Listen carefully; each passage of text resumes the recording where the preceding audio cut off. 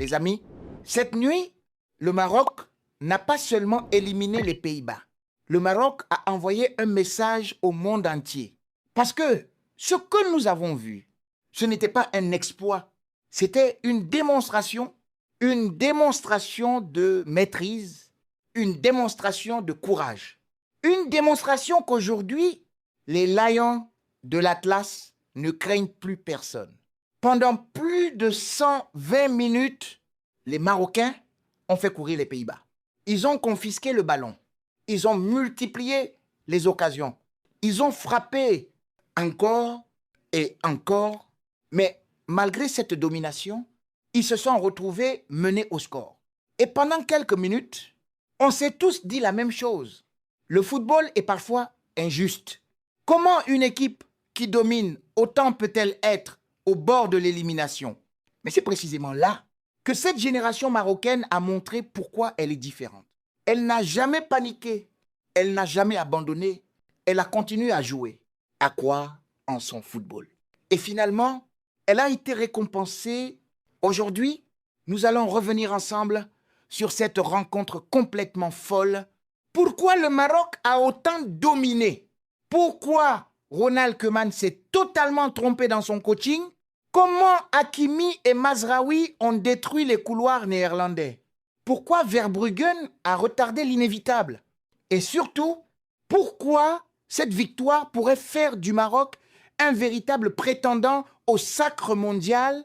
Mais avant de commencer, si toi aussi tu es impressionné par cette équipe marocaine, laisse un énorme like, abonne-toi à la chaîne. Et écris-moi en commentaire, les Lions rugissent parce qu'aujourd'hui, le Maroc n'a pas seulement gagné un match, il a gagné le respect du monde entier. Alors, c'est parti. Avant même le coup d'envoi, ce match était annoncé comme l'un des plus indécis de ces huitièmes de finale. D'un côté, les Pays-Bas, une nation historique, habituée aux grandes compétitions, avec des joueurs capables de faire basculer un match sur une seule action. De l'autre, le Maroc, une équipe qui, depuis plusieurs années, ne cesse de progresser. Une équipe qui ne vient plus pour participer. Elle vient pour gagner. Et pourtant, beaucoup continuent à penser que l'expérience néerlandaise ferait la différence. Que, tôt ou tard, la qualité individuelle des Oranges finirait par parler. Mais dès les premières minutes, on a compris que le scénario allait être tout autre. Le Maroc est entré sur la pelouse sans aucun complexe. Pas pour défendre, pas pour attendre, mais pour imposer son football. Et c'est précisément ce qui a surpris les Pays-Bas. Ce qui m'a le plus impressionné, ce n'est même pas la possession, c'est la personnalité de cette équipe. Le Maroc voulait le ballon toujours. À chaque récupération, les Marocains cherchaient immédiatement à construire. Ils ne balançaient jamais devant. Ils ressortaient proprement, même sous pression.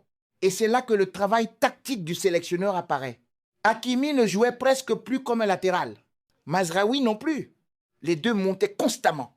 Pendant ce temps, les défenseurs centraux coulissaient parfaitement. Le milieu compensait. Tout semblait préparé. Tout semblait répété à l'entraînement. Les Pays-Bas couraient. Encore et encore. Ils arrivaient toujours avec une seconde de retard. Le Maroc créait des triangles sur chaque côté. Hakimi, Brahim Diaz, Ounahi, puis Sabiri, Mazraoui, El Khanous. Les permutations étaient permanentes. Impossible pour la défense néerlandaise de suivre. Et pourtant, malgré toutes ces occasions, le score restait bloqué. Pourquoi? À cause d'un seul homme, Bart Verbruggen. Sans lui, le match était probablement terminé avant même la pause. Puis, le scénario que personne ne voulait voir est arrivé. Une transition rapide, un ballon parfaitement exploité. Et Cody Gakpo ouvre le score. À cet instant, le stade explose. Les supporters néerlandais respirent. Mais du côté marocain, c'est une douche froide. Comment peut-on autant dominer, autant se créer d'occasions et être pourtant mené C'est précisément dans ces moments-là que l'on reconnaît les grandes équipes. Beaucoup auraient perdu leurs moyens. Beaucoup auraient commencé à balancer de longs ballons, à se précipiter. Le Maroc a fait exactement l'inverse.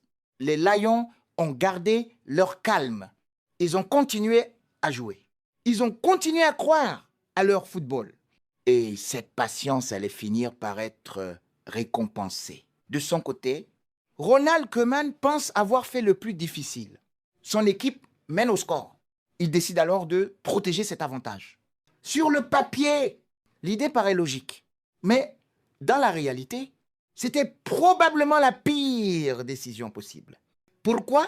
Parce que les Pays-Bas rendaient volontairement le ballon à une équipe qui dominait déjà tous les secteurs du jeu. Le Maroc récupère immédiatement le contrôle. Les centres se multiplient. Les corners aussi. Les occasions deviennent de plus en plus dangereuses. Les Néerlandais ne sortent plus de leur camp. Ils subissent, ils souffrent, et plus les minutes passent, plus on sent que quelque chose approche, comme si ce but était inévitable. Puis, la 92e minute, le ballon arrive dans la surface. Une tête puissante, précise, imparable. Issa Diop, le stade explose. Les joueurs aussi. Ce n'est pas seulement un but, c'est une délivrance. C'est la récompense d'une équipe qui n'a jamais cessé d'y croire. Pendant plus de 90 minutes, le Maroc avait tout fait pour gagner. Le football venait enfin de rendre justice.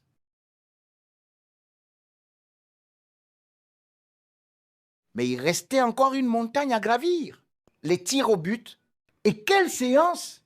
Des arrêts, des poteaux, des ratés, du suspense jusqu'au bout. Verbruggen plonge souvent du bon côté. Bono répond présent au moment décisif. Puis arrive cette scène complètement improbable.